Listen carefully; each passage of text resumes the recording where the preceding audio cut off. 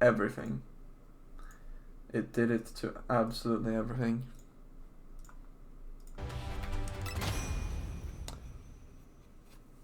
Well, that sucks.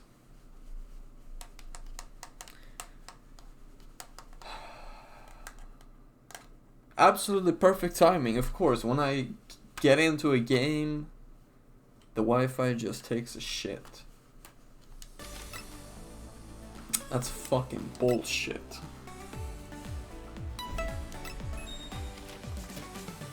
Okay, okay. That's fine.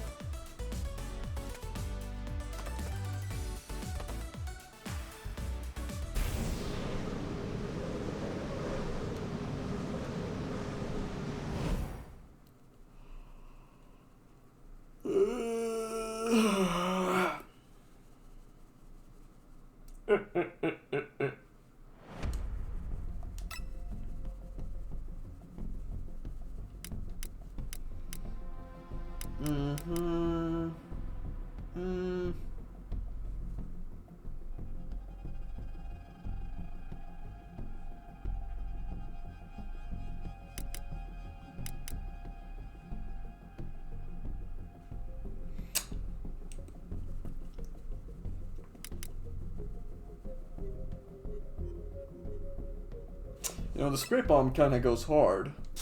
So.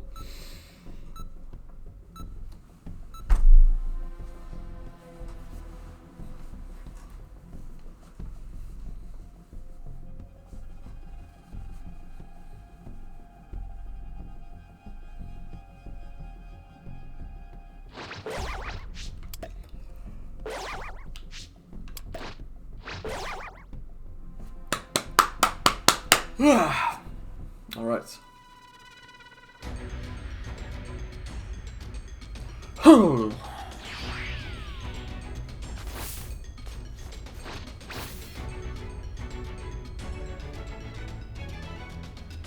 Can you hear me? It's Trunks. I've set a super time machine, as well as a crate of supplies. Here's how to launch. Find the power keys, then place them in the right spots.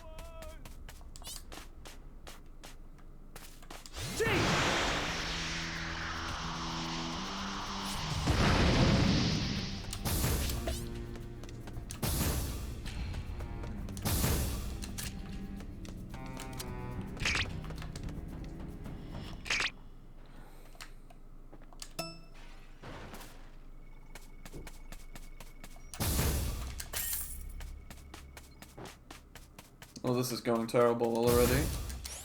Get the worst fucking spawn imaginable.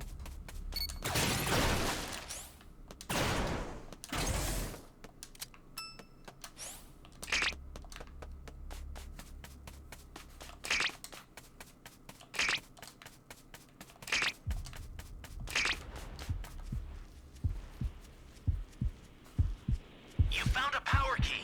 Go slot it.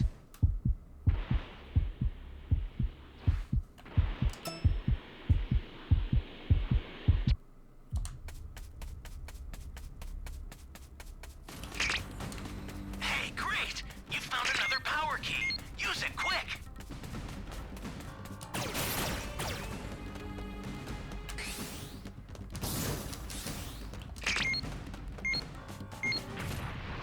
Did he really just, like, miss the civilian?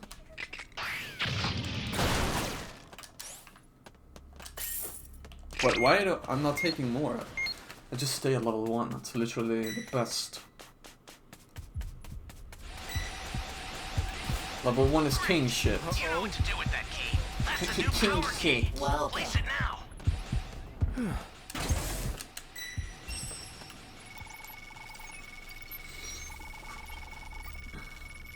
thank you. We just need 3 more, dude. Hey, great! You found Why another did I power pick that key. up? Use it quick.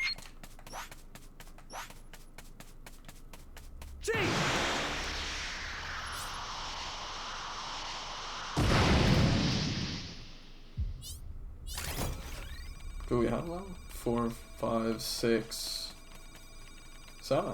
Nice.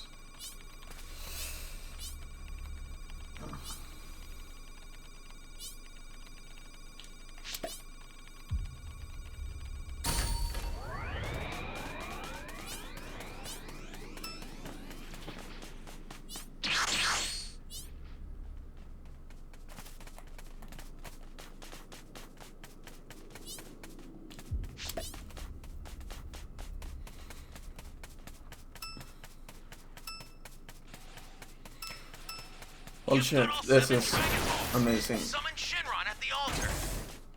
Good stuff. Ally down! If you intend to rescue them, watch out for enemies.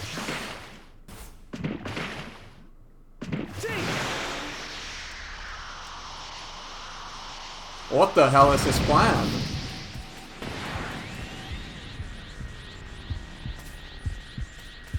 They're close.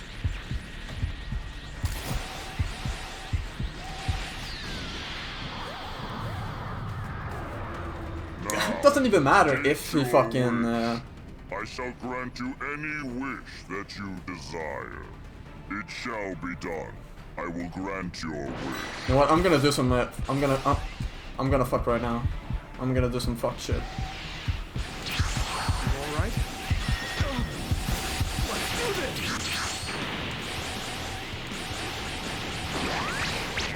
Spirit bomb! Spirit bomb! Uh-oh.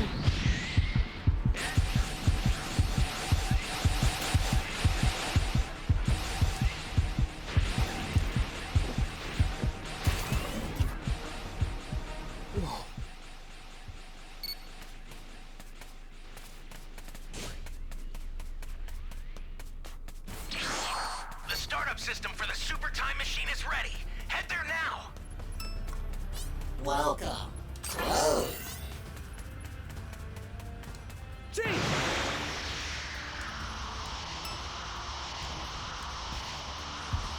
They're close. Let's do this! Spirit bomb!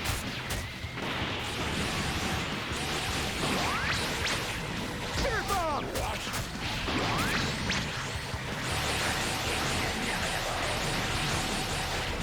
Spirit bomb! An ally needs your help. We don't know what danger awaits. Think before rushing in. You alright? Thanks!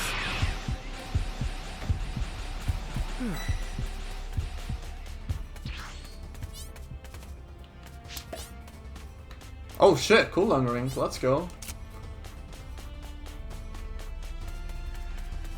Don't worry, Spunk. I mean Taku. I'm coming. Anytime now.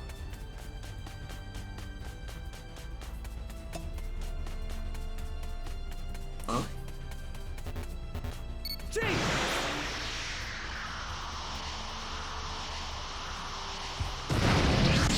This is bad. Somebody's down. Exercise extreme caution if you're going to help them.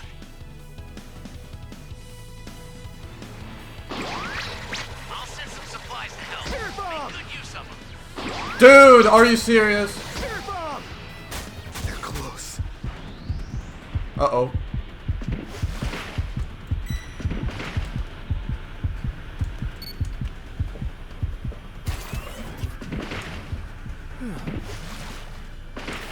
Why did it even lose the lock on? That's ridiculous.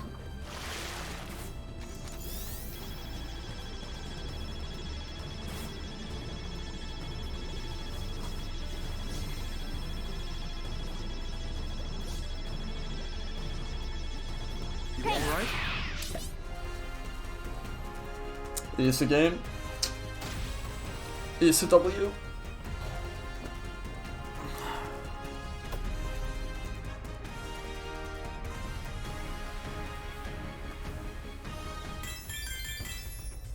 Damn, not even diamond.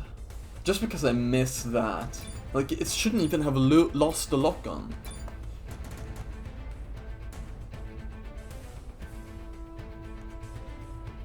That was fucking stupid. Absolutely fucking retarded.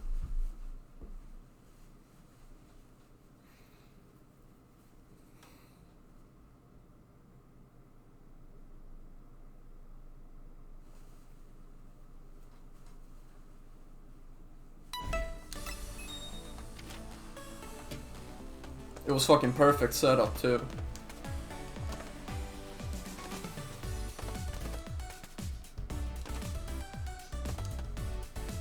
And the aim is so fucking off.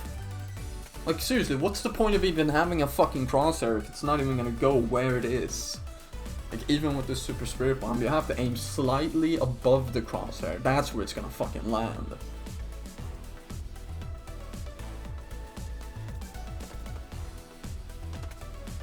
And even, like, this is the furthest you can fucking look down. So even if the fucking lock-on is, like, below where the crosshair is, it's gonna hit there. The game's so shit in so many ways. It's fucking unbelievable.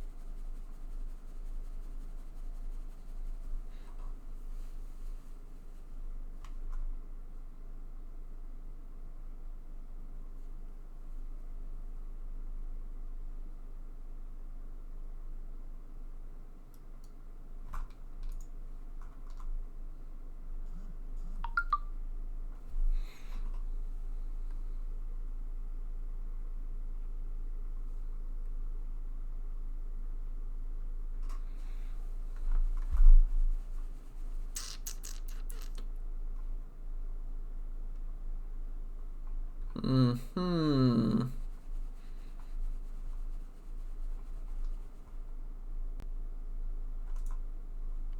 Wesker, so you've come. Chris, you make me proud. Of course you are one of mine. Thanks.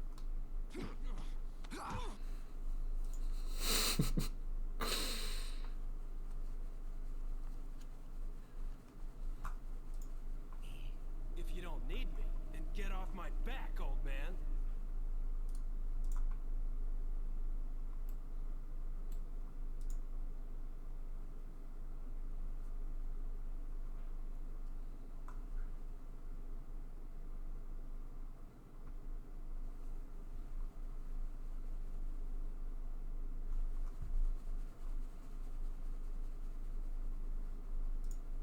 The episode opens with Tom and Jill, a newlywed couple, celebrating their new life in Tom's childhood home, a gift from Tom's mother over a couple of drinks and sushi. They are laughing and enjoying themselves when they hear a knock from the basement, and they go to check what caused it. The basement is full of boxes containing Tom's childhood memories with Jill, as they have known each other since childhood. Suddenly, a little dog appears from behind the closet and dashes upstairs, place before stomping to Jill's house. By the time he reaches the house, he sees Jill and Tom leave in their car. The couple has decided to visit Jill's psychiatrist for a couple session to save their marriage, but it backfires because both men dismiss Jill and her story about her imaginary friend, enraging Jill. She tells them that Pretzel Jack is coming as the light flickers, but the doctor is confident nothing. Splice is a movie about why having kids should be illegal. Directed by Vincenzo Natali, who's most notably known for directing the movie Cube, an educational children's movie about the importance of shapes, Splice itself is also an educational movie about how far we've strayed from God as a species, and Gerald's Game is a movie about old people doing the gross nasty, and a movie about a dude named Gerald playing the worst game of hide and seek. Like, you're right there, bro. Try harder. Originally a 1992 Stephen King novel, in other words, a license to print money to fund an illicit substance addiction, it was once thought to be unfilmable due to the setting of the story taking place primarily in a bed. A criticism made by people who clearly don't spend enough time on the internet, watching fun, wholesome homemade videos taking place primarily in a bed. But that was until this guy came along one day and said, "I've watched plenty of those types of movies before. This is gonna be easy." Mike Flanagan, known for the movie Dr. Sleep, that movie about that one doctor who helps people sleep, and Hush, a movie about telling people to shut up. he was tasked with adapting the novel from its once thought to be unfilmable state and bringing it to the screens of viewers all over the world, thanks to Netflix, who are definitely known for all of their incredible decisions, after they went, sure, why not? The movie begins with Gerald and his wife Jess driving out to a remote holiday home in the woods to rejuvenate their love life. And by rejuvenate their... Alright, we are leaving the flatlands. This fucking movie is amazing. Watch it. Highly recommended. Creep.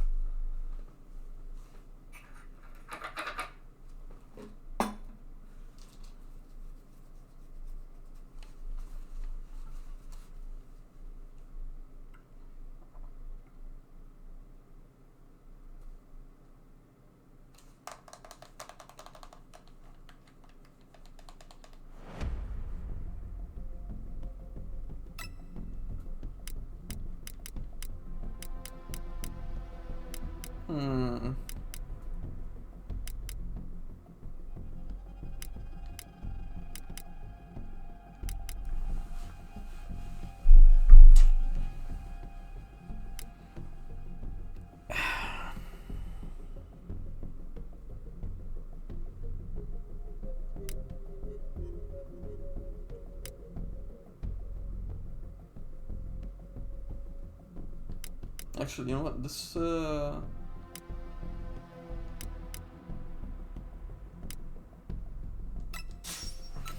Spray Bomb might be better on Frieza, since he takes more damage. And he does have pretty long melee combos on all forms. Well, except for the first one, but I doubt I'll fucking fight him there.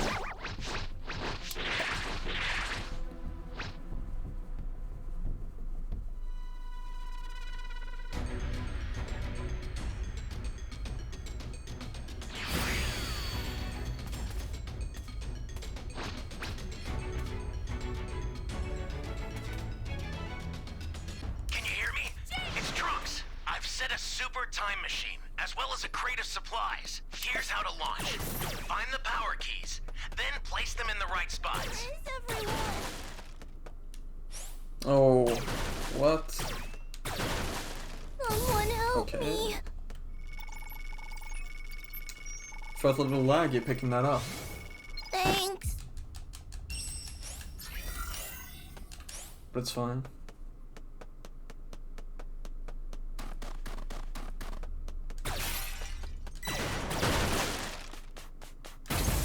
You found a power key. Go slot it.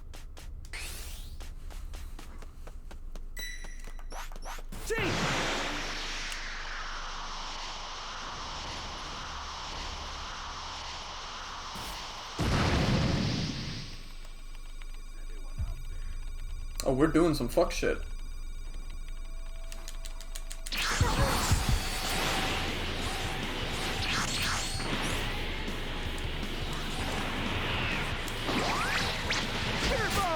That wasn't half bad. Tear bomb! Serious?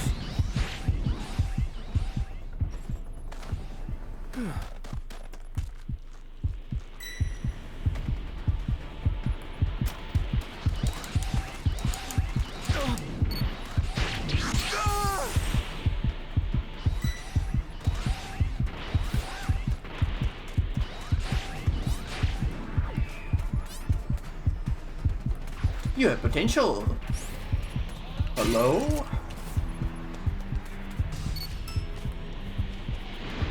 This is not good.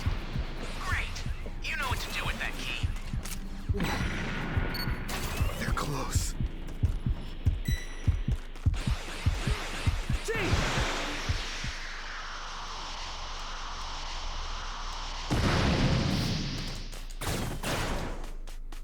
Well, I didn't do some fuck shit, but Exercise extreme caution if you're going to help. it was okay. It was okay.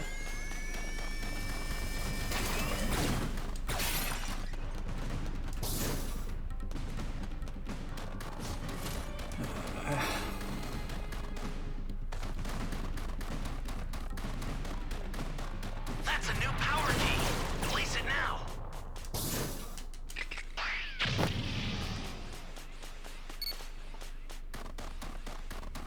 someone's going to him, that's fine. I think. Yeah. Maybe? Yeah.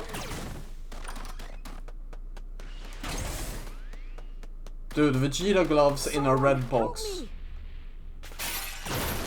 That's fucking insulting. Thanks.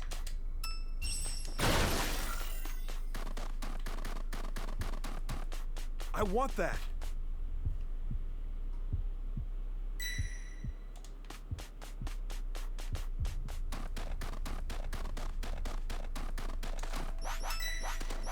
That's gotta be this red box. An ally needs your help. Oh my god, Know what dude. You, danger awaits. Think how do you not before see rushing in. him? Great. He's You know what literally to do with in that the key. world. Like, you get the icon for where he's heading. He's coming towards you. Like, this guy really has no fucking skills to escape. It's fucking awful.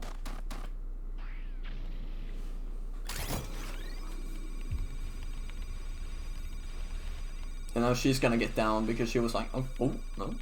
Yeah, she's dead. She's dead. No, she's not. She survives.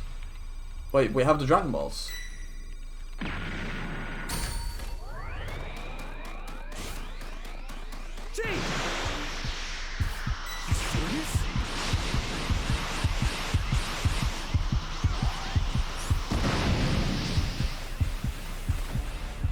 Ally down. If you intend to rescue them, watch out for enemies. Access the startup system And now we from lost the them. central area. Just a little more to Yeah, go. dude, I Take your can't. time.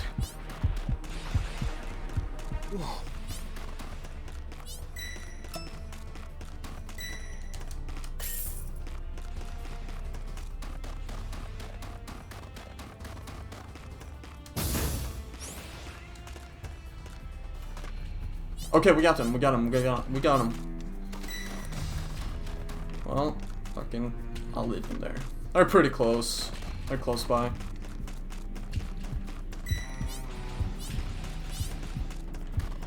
Uh-oh. Uh-oh.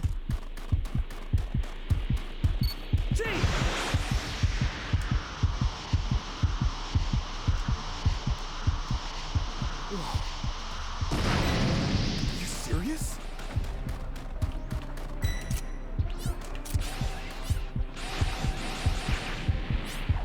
You all right? An ally needs your help. Know what danger awaits. Think before rushing in. Spirit bomb! Spirit bomb! Uh-oh.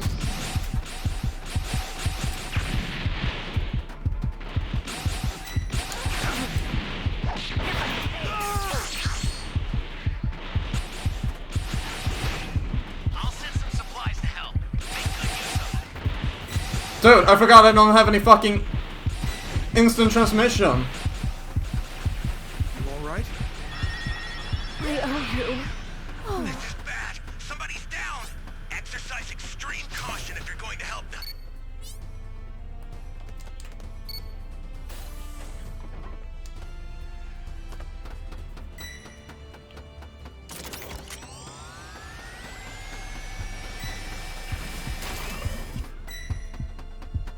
You serious? He's still around here. Well, they're on the machine, so we're doing a fucking fantastic job of keeping him off it. Fucking amazing. Fucking amazing job. Those are the last Dragon Balls. Oh my god, dude. Why is... Okay. Well, he's dead.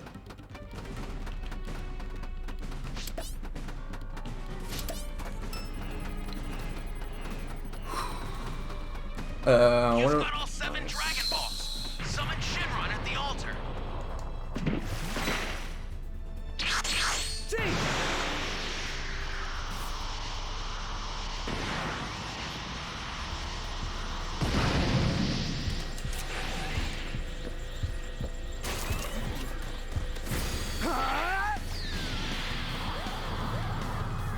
Alright, I'm gonna do some fuck shit with the Spirit Bomb now.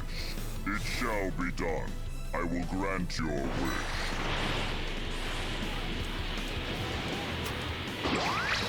Spirit bomb!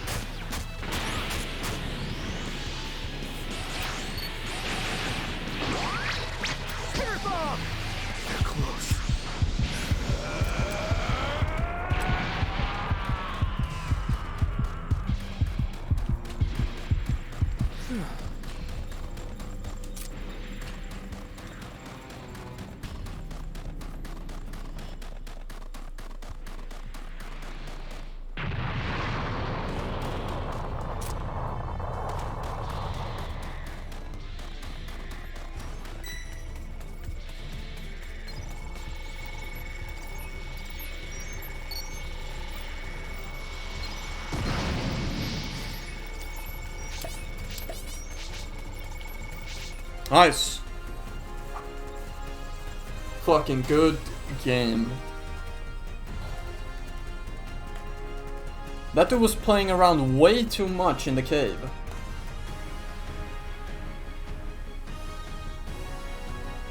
Like, that was a fucking amazing distraction by everyone. Just keeping him there. Big mistake on his part.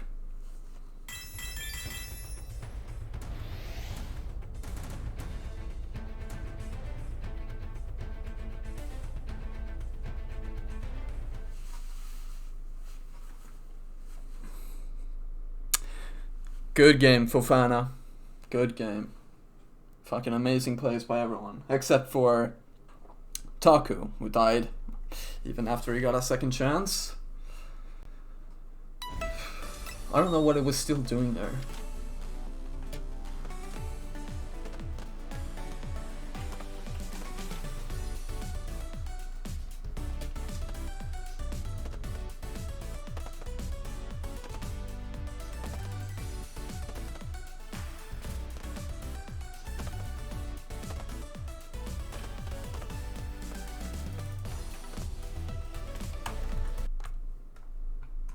This is Aaron. He is an absolute idiot, and the next few days are about to be the worst of his life. He saw an ad online for a job requesting filming services that'll pay $1,000 a day. Now, $1,000 is a very nice bag for a single day, but our friend Aaron just chooses to disregard some massive red flags. 1, the job is asking for filming services. What kind of generic-ass description is that? 2, the person who put out the ad lives in... Well, that was fast. I'm not complaining. This fucking game is practically dead. You're lucky if you even get that short wait time. Okay. Yeah, the Spirit Bomb is not really that good against Vegeta. Although key rushing is basically his weakness.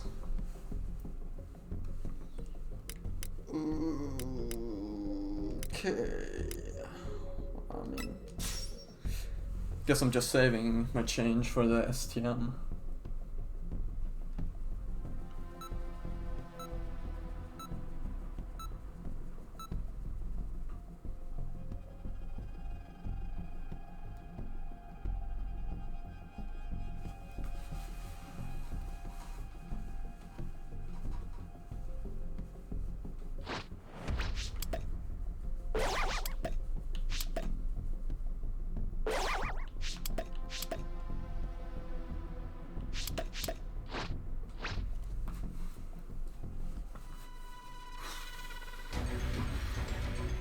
He should take, you know, a decent amount of damage from this tiny little baby bomb.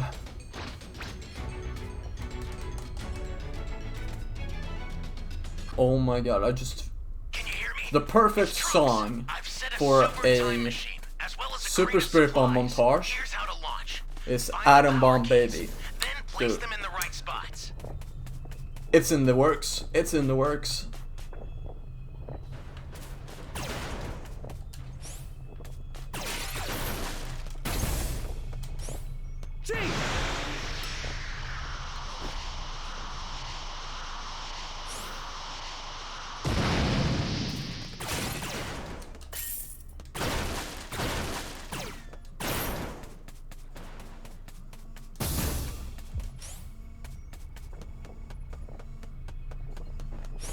Oh, snap.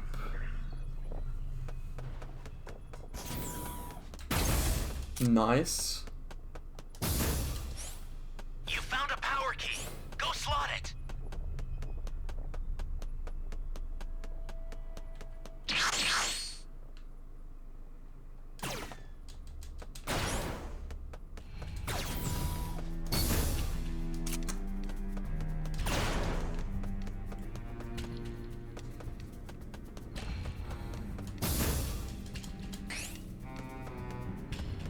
Alright, just find the fucking key, plant it, move on to the next area.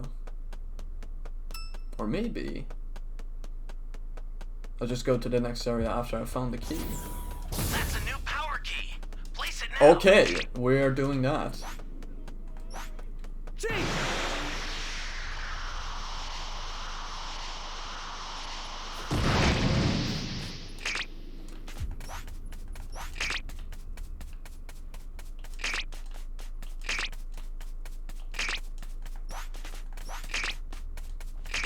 doesn't slow me down.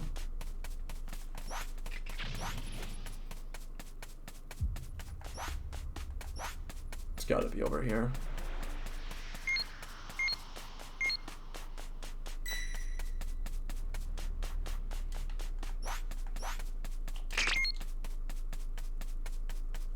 Hey, great! You found another power key. Use it quick.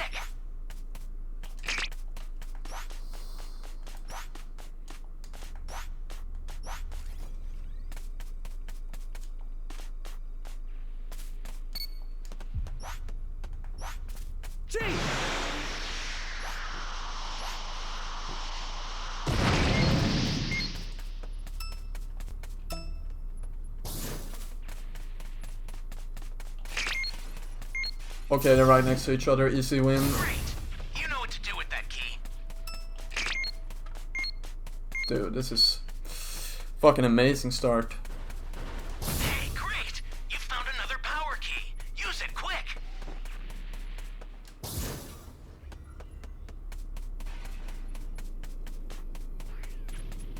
Welcome.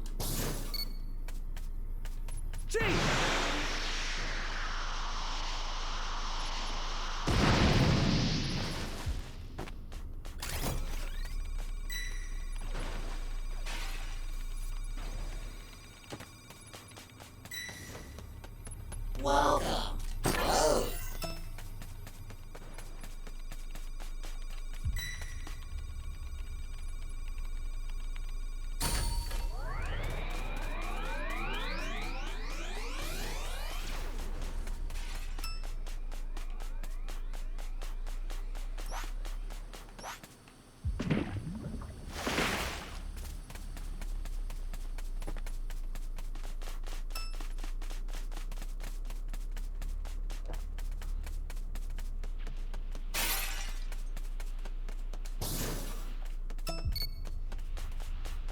Access the startup system from the central area.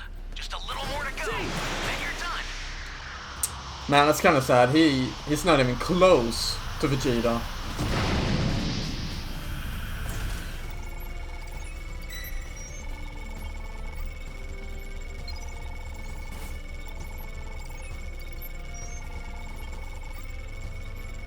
If all of them just jump in at once, I'm in, man. I'm in. I guess not. 5, 6.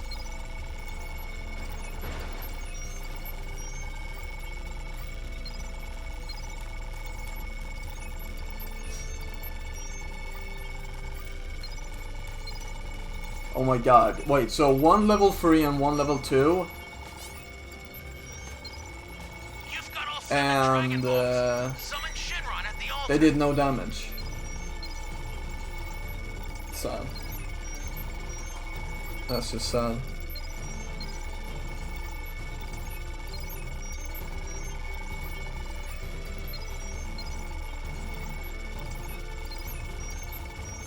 Dude, is he gonna come over here? This is literally a snooze fest. Alright. Where is he? What the hell is he doing?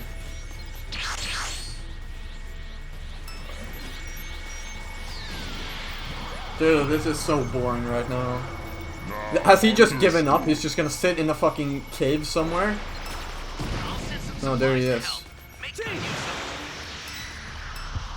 They're close. Let's do this.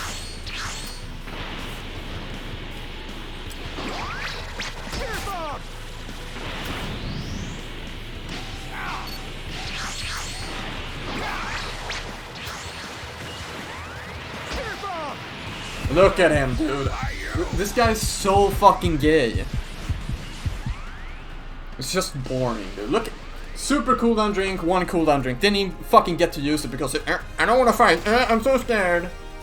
Like, just fucking do something. You're literally wasting the entire match. You're not getting any fucking good rewards at all.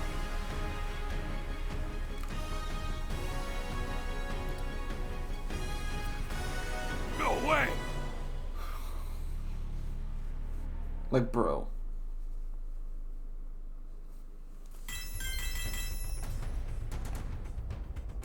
Look at that. Look at that. And he's private, yeah, no fucking wonder. No wonder. No wonder he's private when he plays like that.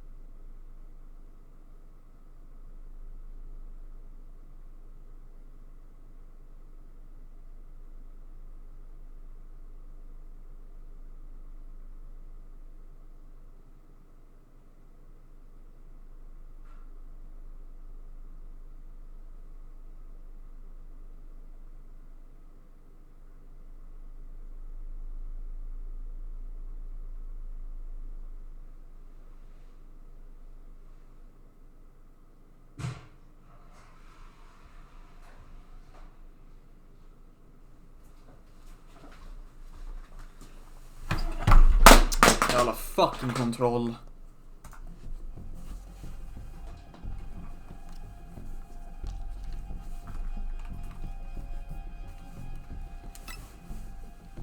Yes, sir.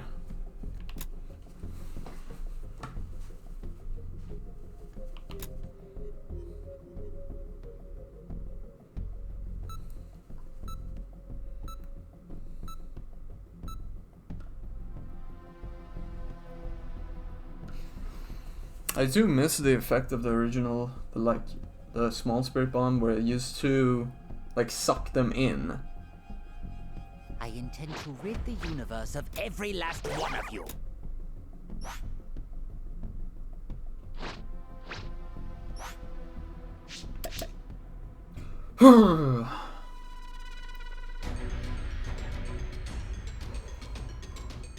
The Guac Guac 3000.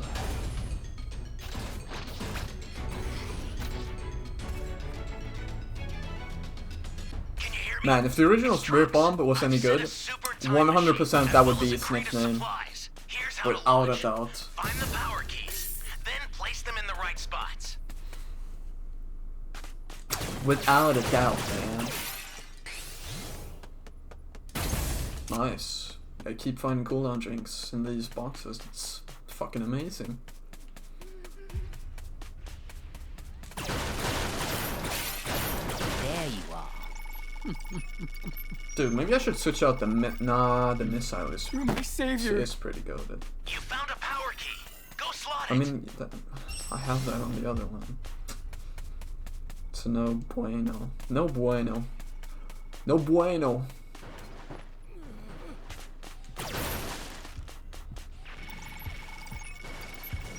We doing some fighting? That's a new power key. Thanks. Place it now. Nauser.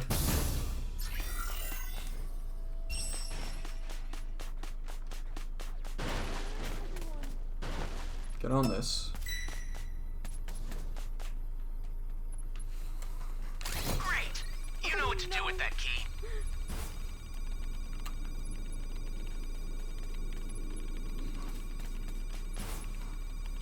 Where is everyone? Let's pay them a visit. Oh, they're fucking him up. Oh man. Where is everyone?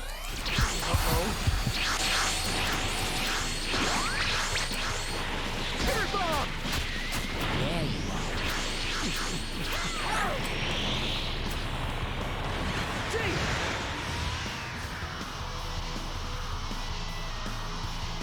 Careful now. This won't be like this. It won't be gentle. Oh, oh, oh, oh. Not one. Not a success, that one. Careful now. This won't be like before, and I won't be gentle.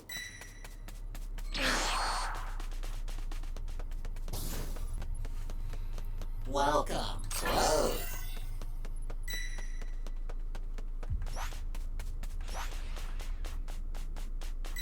Careful now.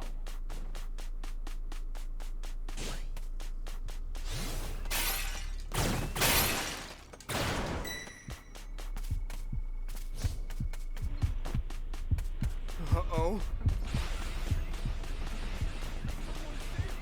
R.I.P. R.I.P. Where am I?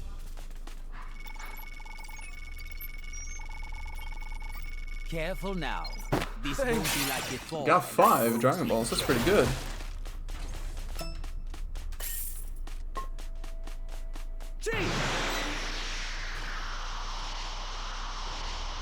Hey, great! You found another power key. Use it quick. Oh. Oh, he forgot to pick them up. I think. Oh yeah, yeah, he did.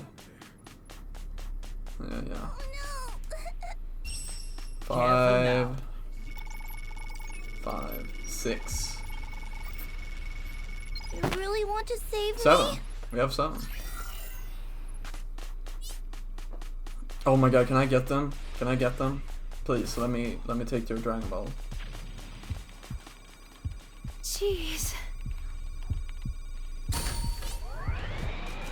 Nice. Thank Careful you. now. This won't be like before, and I won't be gentle. He knew. He knew it was over.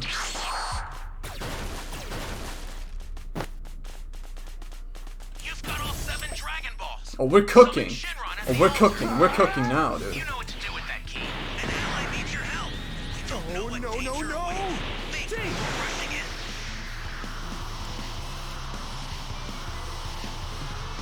Sure hope I'm safe now.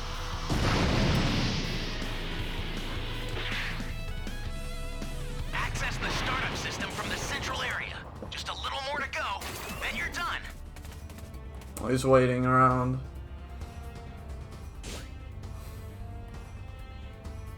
Careful now. This won't be like before, and I won't be gentle. Check this shit out. Here we go.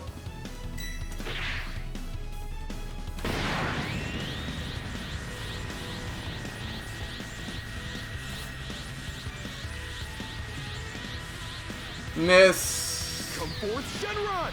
Eat shit. Now understood.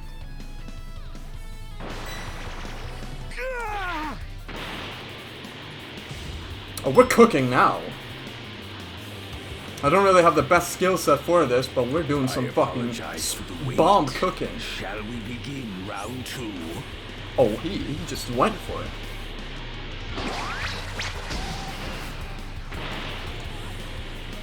I apologize for the wait. Shall we begin round 2?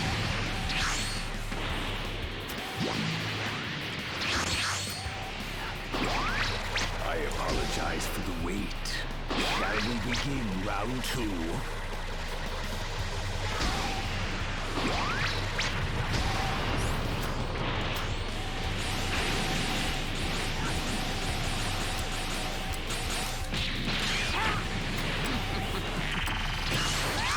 I'll send some supplies to help.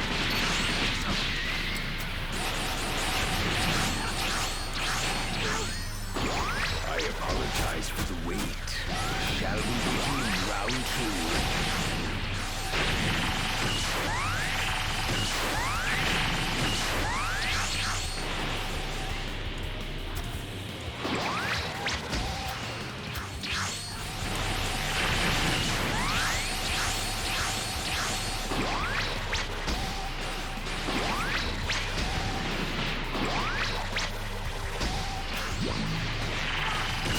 I apologize for the wait. Shall we begin round 2?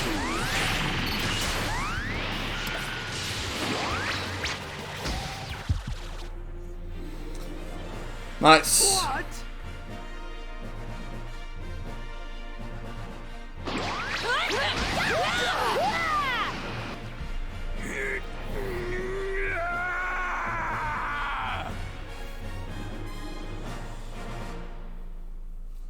fucking disrespected him with that end bomb in his face.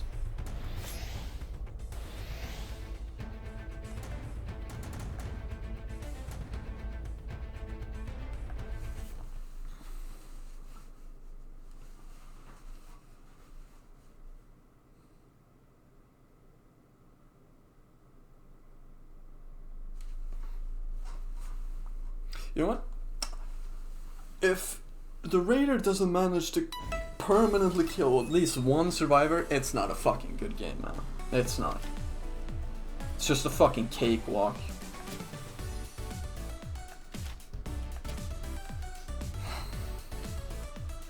That's just the facts.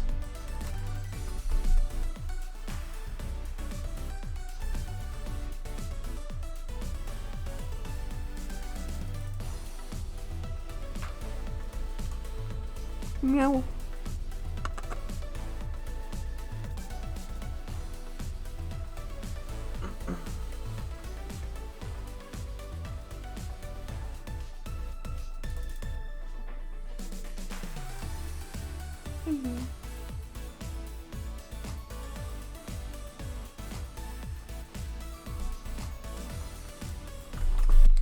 In a secluded home on a steep driveway. 3, whoever it is, they gotta be a freak, because why are you paying $1,000 a day for filming services? And 4, he doesn't even know who the person is, like not even a name. He jokes and says, oh, what if it's a MILF that wants to give me rub downs? Alright buddy, well what if it's an old dude trying to, I don't know, maybe pipe you and record it? I don't know, man. I'd be thinking worst case scenario, you know? So Aaron gets to the house, sees an axe, that's not weird, knocks on the door, gets no response, and then goes to wait in his car, which is when we are introduced to our creep, Joseph. Now Joseph has a quirky, uneasy vibe to him. He's a little weirdo. He's asking for hugs, making weird comments. You have a really nice, kind face. What? And he's wearing this little biking fit, so you know he's got at least 3 pocket pussies in his possession. So Joseph explains that this is his family's vacation. Ooh. You know what? I think the Spirit Bomb is gonna go hard. Actually, you know what? I don't trust any of these players. Actually, you know what? I do.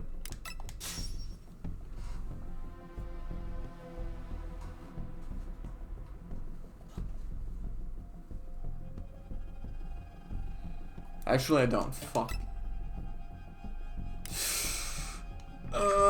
Yeah, we're doing it. Nope. Yes. Okay.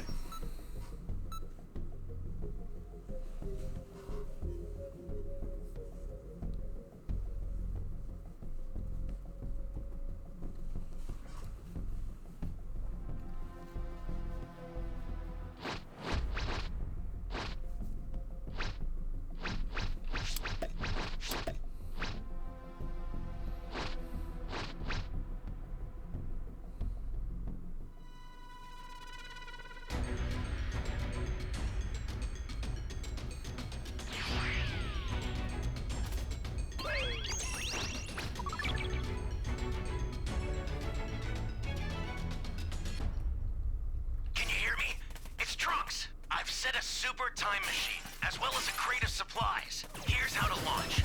Find the power keys, then place them in the right spot. Whoa. Welcome.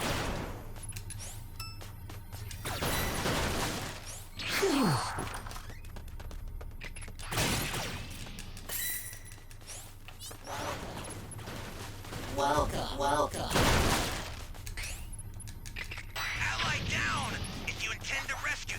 Watch out for enemies. Welcome. A super transfer is headed your way. Take it now. Welcome. Come on, just one more crate of fucking 50 centi. There we go. No one's taking it? Okay, yeah, there we go.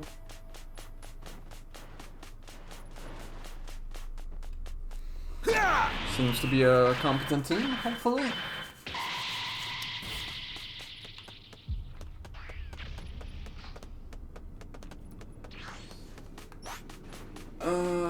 Okay.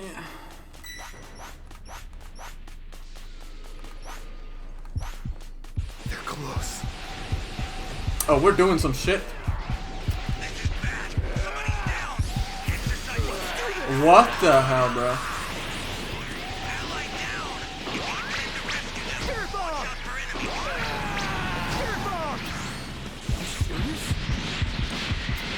You found a power key.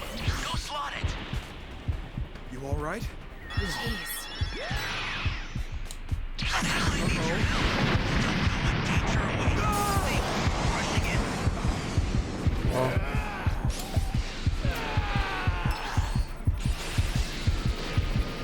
That was some fucking bullshit.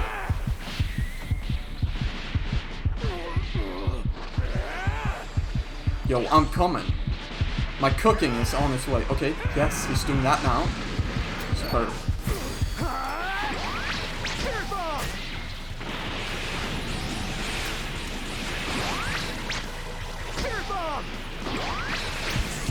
Are you fucking kidding me? How did they not get him into a combo? He's fucking 2 meters away. Well, he's basically dead. Where am I? I did chip damage. Fucking ass damage. Absolute ass. Watch out for enemies.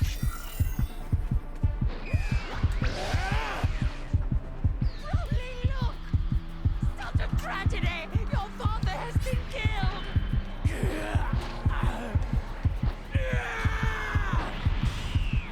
Hey, great! You found another power key. Use it quick.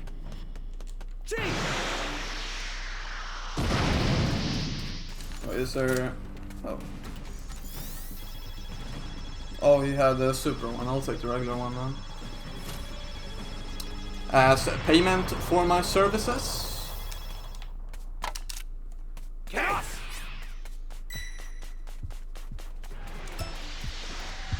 Hell, they're close. I sent you a super transfer. Use it to hold the enemy back.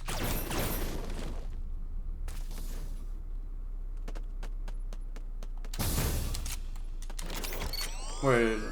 Oh. Nick 16 gonna cook. Alright, we're cooking. Ah. Yeah, we did. Alright. An ally needs your And help. he's dead. You don't know what danger awaits. Think before rushing in. Welcome. We are doing poorly with the keys. Extremely bad. This is awful. This is not good at all.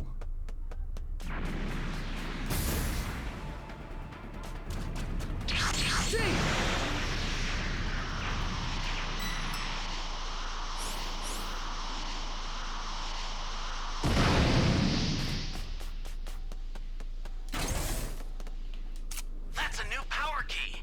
Place it now. He's not doing. It's not doing much really.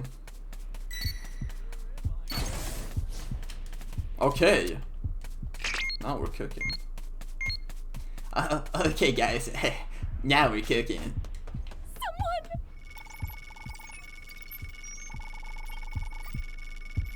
Are you here to save me?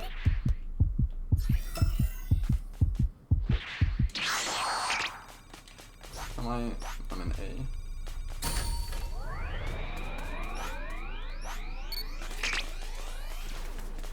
Okay, so I know it's at the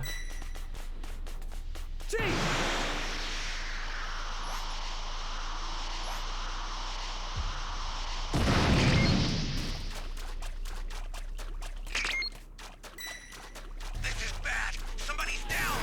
Exercise extreme caution if you're going to help them. Please help me. Hey, great! You found Use it, quick!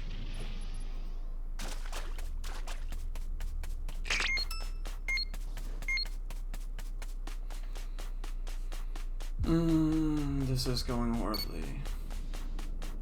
Well, he's half HP anyways. I mean, it's not that close to level 4. But if we don't do some real damage soon, it's over. Great! You know what to do with that key. They aren't even on E. You know what? Fuck it. Let's do it. Let's do it. We're cooking. You serious? Ally down. If you intend to rescue them, watch out for enemies. Spirit bomb! Spirit bomb!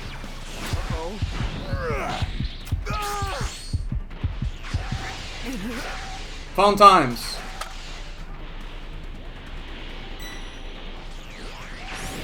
They couldn't even keep him in the fucking cave. He literally committed... Oh my god, bro. Why? You get him in the cave. Perfect fucking opportunity to literally stun lock him to death. And somehow he gets out. They can't even fucking punch him right. Just fucking let me die, man. Just fucking kill me. I can't stay here. Oh my god. Oh. Ooh. Oh. Startup system from the central area. Just a little more to go. Then you're done. Fucking incredible game. Well, why does this guy? Why did this guy take the fucking transfer? If the fucking first guy cooks that much, and this guy just fumbles completely, then what? Obviously, he's got to be aware of how fucking shit he is. Of course his comments are locked because I don't like bad words. Oh boy.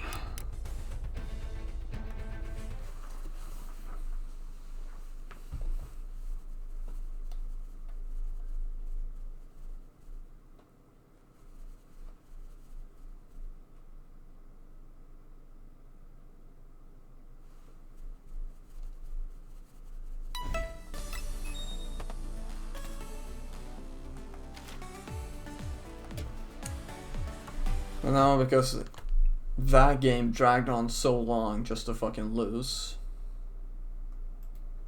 it's gonna be fucking... This might be the most demented movie I've ever seen. So we have this group of misfits, but we're not talking about a couple of dickheads or goofballs or fucking fuckers. We're talking about real scum, about a couple of dickheads or goofballs or fucking fuckers. Vacation home, and that he has a brain tumor and only a few months to live, so he wants to make a video diary for his unborn son.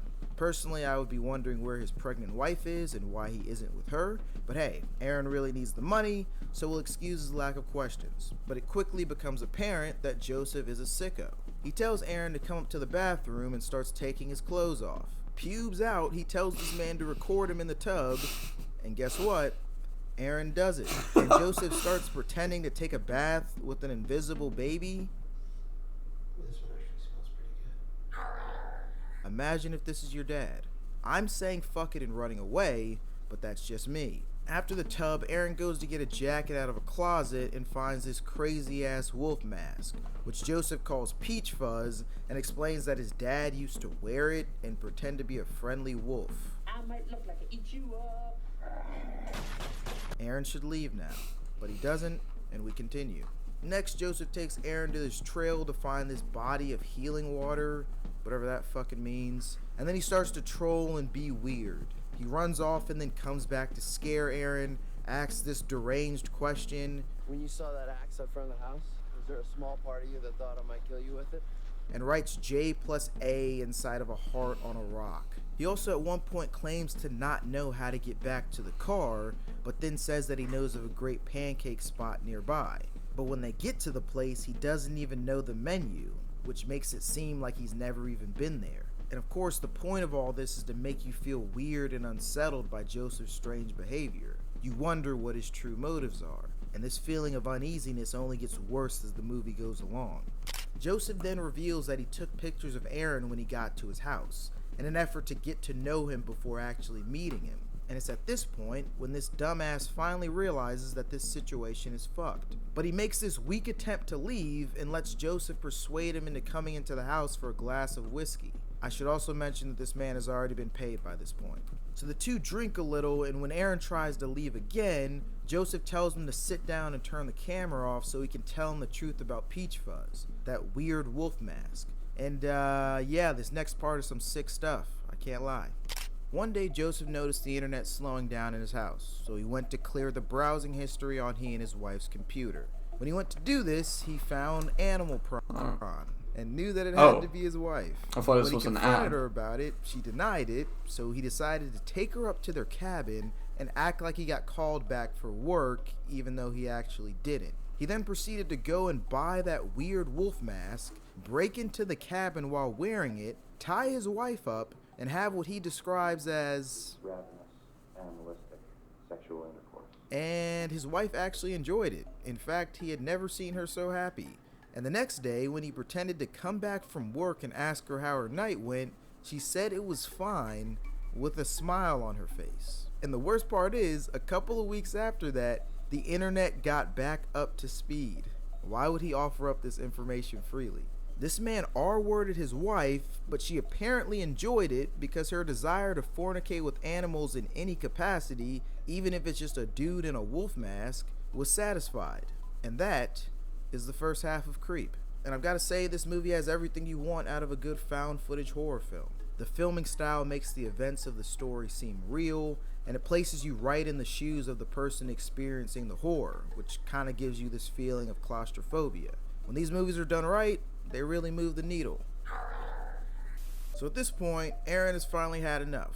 He's trying to leave ASAP, but this dickhead lost his keys, which were probably stolen by Joseph. And because of this, he agrees to stay the night. But when he goes to pour the two some shots, he puts Benadryl in Joseph's drink. Why did he have that available? I don't know. But this knocks Joseph out, who is now stroking his meat and moaning Peach Fuzz. Aaron goes to look for his keys, but Joseph's phone starts ringing. And instead of maybe silencing the ringer or hanging up, he goes into the bathroom to answer it, losing sight of Joseph. He assumes that the person calling is Joseph's wife, Angela, but she tells him that she's not his wife, but is instead his sister. And she goes on to say that Joseph has problems and that Aaron needs to leave immediately with or without his keys. So Joseph was lying about his wife, which means he was lying about the kid, and is also likely lying about the cancer.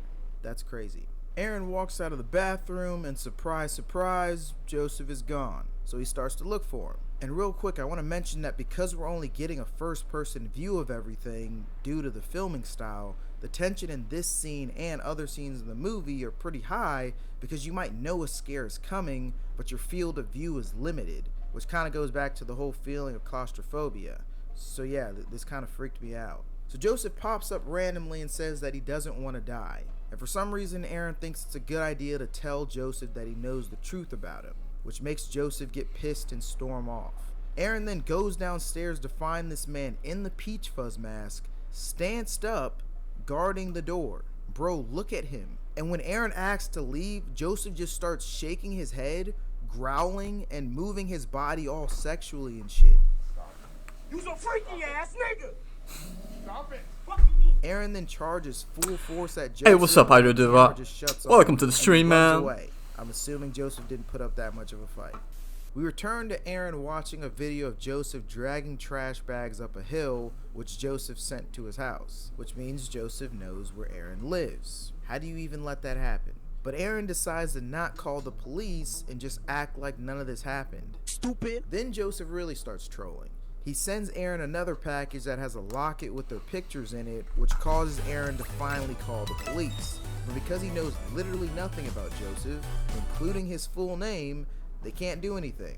Another night he hears weird noises in his house and goes to investigate. Anybody here? Do you really expect someone to come out and say, "Yes, I'm here"? We then see Joseph standing at the door ominously, but he runs away before Aaron can see him. Aaron goes outside to look around for some reason and just finds some knocked over trash and thinks that it's raccoons. Later that same night, Joseph breaks into the house and starts recording Aaron. This man pissed in the bed, which is crazy, and Joseph cuts off some of his hair. In the morning, Aaron finds one more video from Joseph by his bed where he apologizes and asks to meet at a public lake so they can get closure. And this loser actually decides to take him up on the offer. So he gets there and leaves the camera recording in his car just in case. And this dumbass decides to sit on a bench facing the lake. So Joseph just comes up from behind him, puts the Peach Fuzz mask on, and offs him with an axe. We then go to Joseph, who's recording himself watching the footage from Aaron's camera, and even he admits that Aaron is stupid. Why didn't you at least look behind you? I mean, it just seemed dumb that you would just sit there. He puts a DVD of Aaron's death in a closet with his other victims as he's on a call with another videographer that responded to one of his ads. Only this time, instead of Joseph, he goes by Bill.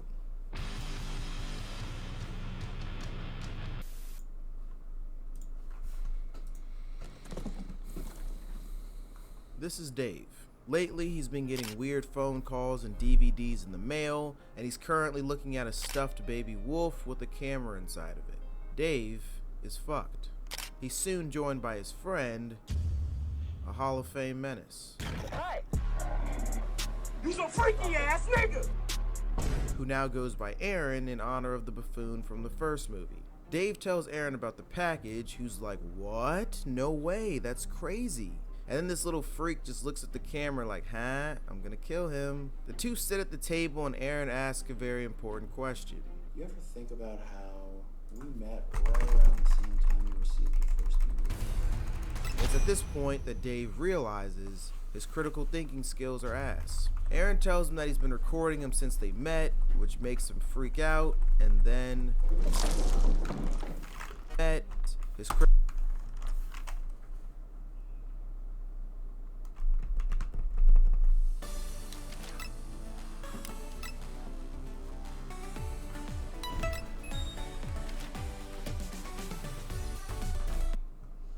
critical thinking skills are ass. Aaron tells him that he's been recording him since they met, which makes him freak out, and then... Oh shit, here we go again. Alright, so as we know, Joseph, or Aaron, is a serial killer that likes to hire his targets through personal ads. In the first movie, it was a generational bozo who was just looking for a good payday. In this one, it's quite different, and I like it. This girl Sarah runs a web series called Encounters, where she goes to meet the very strange people behind very strange personal ads. Like this guy who wants a woman to tickle him. Nothing sexual though, because he was medically castrated and achieving an orgasm is out of the question. Or this guy who wants a talking buddy. Or this dude who wants someone to mommy him. This is crazy. No milk? Meat sucky sucky now, mommy. But the problem is she gets no views. And while this is relatable, it's not very realistic. Mommy content would get a lot more than 9 views. Nonetheless, she comes across her potential big break when she sees a weird ad requesting a videographer that would pay a rack for a day of work. So without knowing anything about the person, she decides to go to their very remote home, where she comes face to face with the sicko himself. The two sit down to talk, and Aaron is of course being disturbing. He immediately just reveals his occupation. Absolutely no time is wasted. I am what is commonly known as a serial killer. I have killed 39 people. This is something that I love to do. It's the greatest job in the world. It's what I'm built to do. He's talking about that shit like he's a firefighter or something. Also, 39 people is insane. Like, he literally has no clout. So Aaron goes on to talk about how he's going through a midlife crisis and not in his prime anymore. Essentially, he's burned out from being a killer as if it's a 9 to 5. He says that taking lives feels like a job, and it's like, bro, you can just stop, you know? But no, instead he gets inspired by a quote from the dude who made The Godfather and chooses to accept the fact that he is washed. And rather than making his 40th film the same as all his other tapes, he decides to make a documentary. About the world's most prolific serial killer that no one knows about. Clout hungry as fuck. He tells Sarah that if she agrees to do it, then he won't destroy her within the next 24 hours, and she'll get deep access to his soul, to which she agrees. Now, while I would do some ungodly things for views, This is nuts. But Sarah doesn't actually believe that Aaron is a killer, she just thinks he's crazy, which makes for great content. And her naivety actually kind of helps here because it makes Aaron more interested in her, so he's not really sure what to do with her. And that's the setup for Creep 2. Overall, I think a person willing to potentially put their life at risk for content and a burnt out serial killer are two very interesting concepts that make for an outrageous movie that's less tense than the first Creep, but I think works as a good sequel for this franchise. We continue. Aaron shows Sarah the video of him offing the idiot, but she doesn't believe it's him. He then leaves and comes back with nothing but a towel on and says that there's always a wall between a man and a woman. That wall being, I wonder what you look like naked. He then says that if they're gonna make this documentary, they gotta tear that wall down, and he takes the towel off. Just like that, flaccid Aaron cock is on my screen. Why is he standing like that? Sarah does the same, which I'm sure Aaron enjoys. Now at this point, Sarah admits that Aaron is insane, but she knows that this episode might do crazy numbers, so she sticks with it. And if anything pops off, she has a knife. The two then go to film, and this man Aaron is driving with the Peach Fuzz mask on. Can you see in that thing? He's trying so hard to be creepy, and Sarah is just unfazed, which is an example of why I think this movie is less unsettling than the previous one. Sarah wants him to be creepy because it makes for better content, so his behavior doesn't come off as unsettling as it did in the first movie. This next comedy makes his pretty outrageous though. Well, what if I told you that at the end of this road, I was going to cut off your head and snuggle fuck it? Bro, snuggle fuck is nuts. Like, is he spooning the head while stroking it or what? Then he just howls like a little psychopath. They walk around the woods and try to film, but the conditions are ass, so Aaron gets pissed and goes and lays face first in the dirt. After this, they go back to the house, and at this point, Aaron has given up on the documentary and is down horrendous in a hot tub. He asks Sarah to leave, but she doesn't because she needs him to be a freakazoid for the Encounters episode, and instead, she gets him to tell his origin story. The story of how he caught his first body. Aaron was walking back after partying one night when he was 15 when some random dude pulled up and offered him a ride. For some reason, Aaron got in the car, and the dude took him to the woods, beat him within an inch of his life, made him dig his own grave, and tied his hands behind his back. But Aaron was not afraid of this man that was about to bury him alive. He liked him, and this whole situation made him a little horny, because he lives for this. He got his hands free and choked the random guy out, realizing that he has a fat appetite for death. He then threw the guy in the grave naked, got naked himself, because why not, laid with him all night, and took a part of his soul, his signature move with his victims. So he's pretty much a combination of all the people he's eliminated. Combination. And this has been the best part of his life, but he's burned out now, so this part of his life is gone, and he's sad about it. I don't really know if that made any sense, to be honest. In response to this, Sarah gets in the hot tub and starts giving him a crazy massage. She's bossing him around, telling him to close his eyes. Close your eyes. I don't want to. Do it. Yes, mommy. Gripping his neck.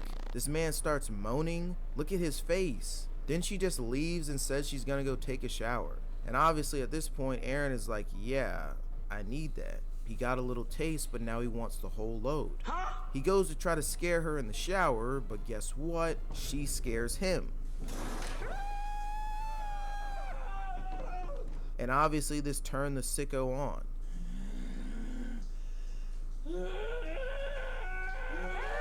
Nah, this is crazy, but I feel like he kind of needs a weirdo girl like this in his life, you know? Grippy. Then the two fool around a bit, and there's this funny moment where Aaron pretty much calls all of his victims dumbasses and says that he tries to give them a fair shot by showing them signs that he's dangerous, as we know from the first movie. I feel like I'm pretty fair to my victims. Like I try to give them a warning as to what they're walking into. It's almost like they want to die. And real quick, I also want to mention that I think the dynamic between these two is pretty interesting because, as I mentioned, Sarah genuinely does not think that Aaron is actually a killer, so she kind of eggs him on. Does that mean you're gonna murder me with a blender? So while I think this movie is less unsettling and a little more goofy than the first one, I was still very much interested in how it would end. The tension then rises a bit when Aaron reveals that he actually knows about Sarah's web series. Then he's like, alright, be honest. Do you believe that I actually have 39 bodies? And Sarah is like, no, because why would you just confess on film? Like, I can just go to the cops. And Aaron is like, yeah, that's fair, but you won't go to the cops tomorrow because I'll be dead and you're gonna be the one to off me. So that's the new plan instead of the documentary, because it's different and innovative, I guess. He tries to get her to do it with an axe and by letting him hang, but she can't go through with it and finally gets freaked out. She tries to leave, but Aaron convinces her to stay by using some smooth talk and telling her lies. So now they're friends again, and they play 2 lies, 1 truth, where Aaron reveals that he is a virgin and has never even kissed someone. So Sarah gives him a nice little pity kiss. Aaron then takes Sarah out to the woods for the finale of the episode, where he shows her a hole that he dug before she even got there. He then pulls out a knife, which he stole from Sarah, and puts it in and out of his stomach multiple times, and the sounds are quite disgusting. He then says this. We both stab each other and we both crawl in the grave and we die together like Romeo and Juliet. What did he say? Yeah, this might be the craziest thing he's tried to do. And Sarah agrees because she tries to run.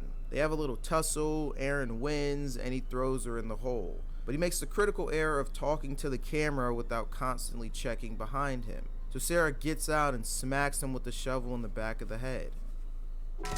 Stupid! Why didn't you at least look behind you? We fast forward an unknown amount of time later, and Sarah is being followed in public. It's so weird seeing more than 2 people in these movies. Sarah gets on the subway, hears someone whistling, and sees that it's none other than the creep himself.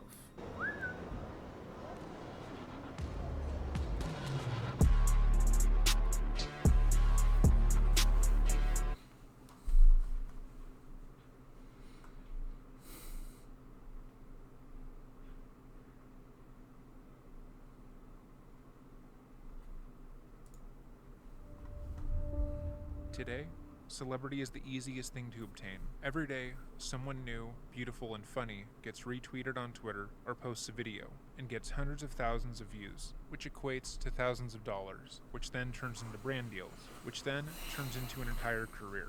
People like Brittany Broski, Sarah Schauer, Drew Gooden, and more post short, 10-second clips and gain millions of followers almost at once, changing their lives forever. Suddenly, people are telling you that you saved their life. Simply by posting.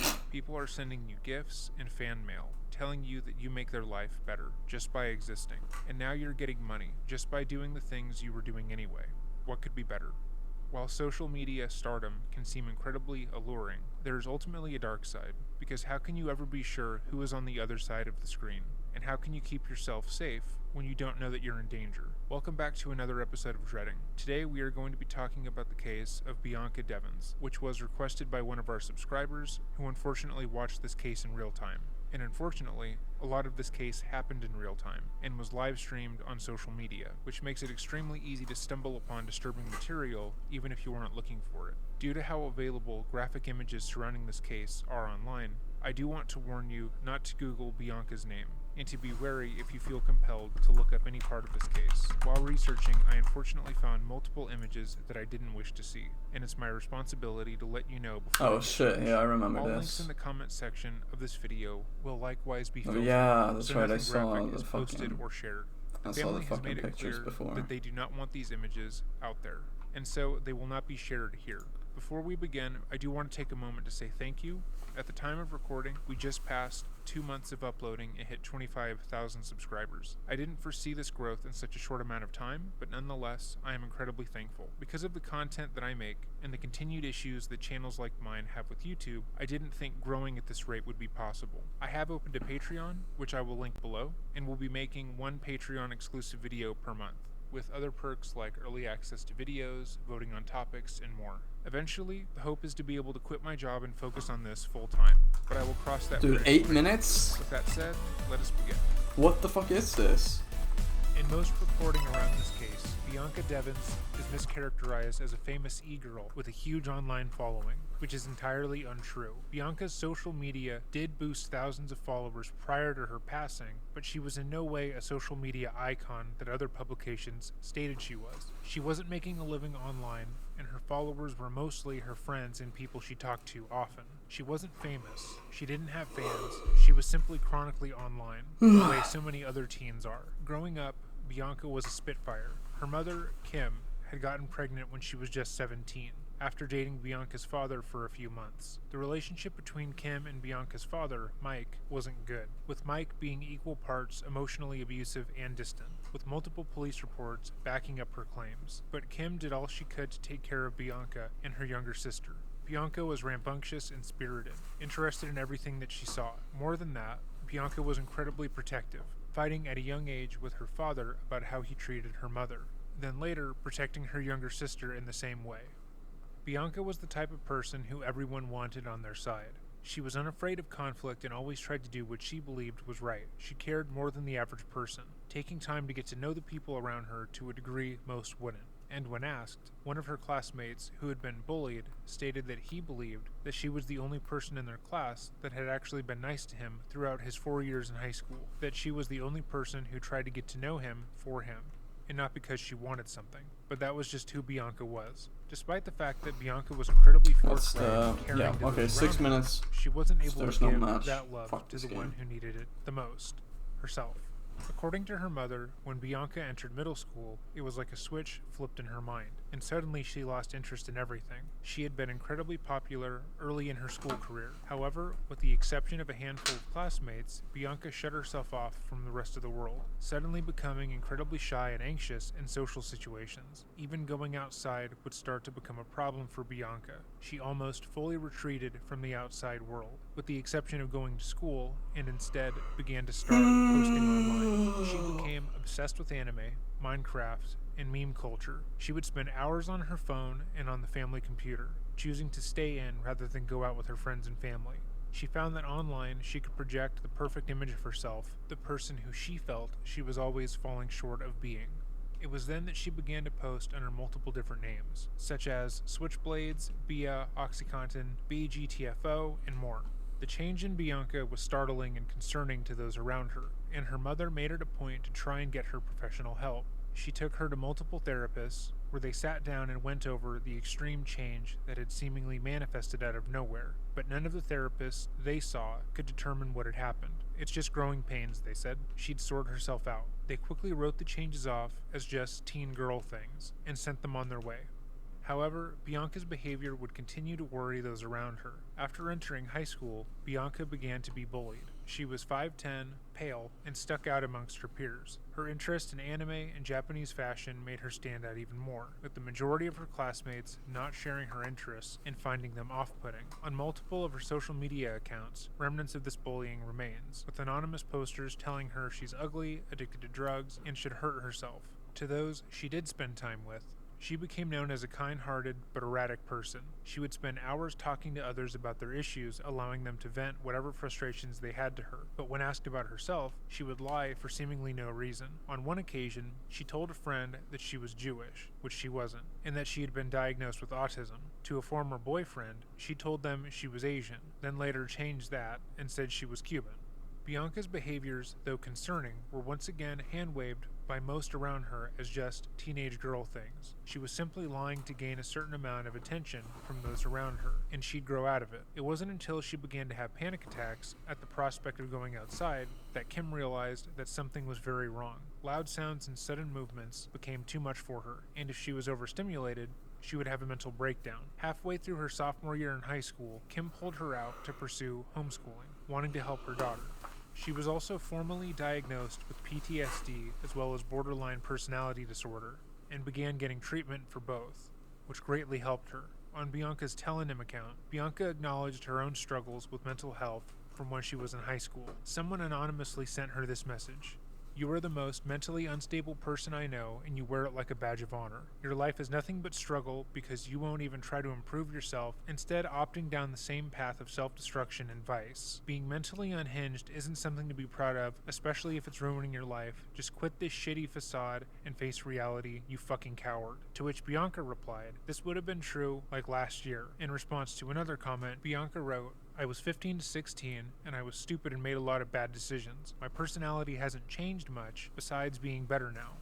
In another post on the same forum, a seemingly separate anonymous account wrote to her saying, "I really care about you and want you to live a fulfilling life. You're better than who you were, and I really hope you make it in life." To which she replied, "This means a lot to me. I am going through some weird stuff right now, but I have come a long way since a few years ago." Because Bianca had been taken out of school, she delved further into the internet, choosing to present herself as different, idealized versions of herself. She wanted people to see her not as who she was, but who she dreamed she could be, which materialized in her having different multiple accounts, and talking to people under various aliases. In her mind, who she was in real life was disappointing and unlovable, and LARPing as other people was the only way to get people to truly love her.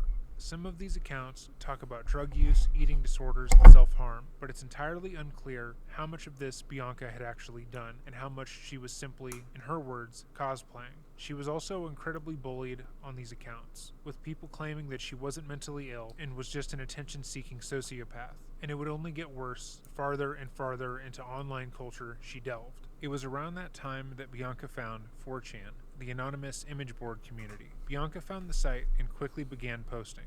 Because of her appearance, youth, and the fact that she was one of the only girls posting on the image board, Bianca quickly garnered a small audience of dedicated men who are obsessed with her. In an interview about her murder, a friend of Bianca's named Erica Rose, who also posted to 4chan in the same boards of Bianca, talked about how Bianca would engage with the men who followed her, and how she was ultimately too nice to them. These men, who she referred to as orbiters, were obsessed about the girls they followed, to the point of being dangerous. Because girls were so rare to find on the board, men would become obsessed with them, particularly if they were underage and easily manipulated.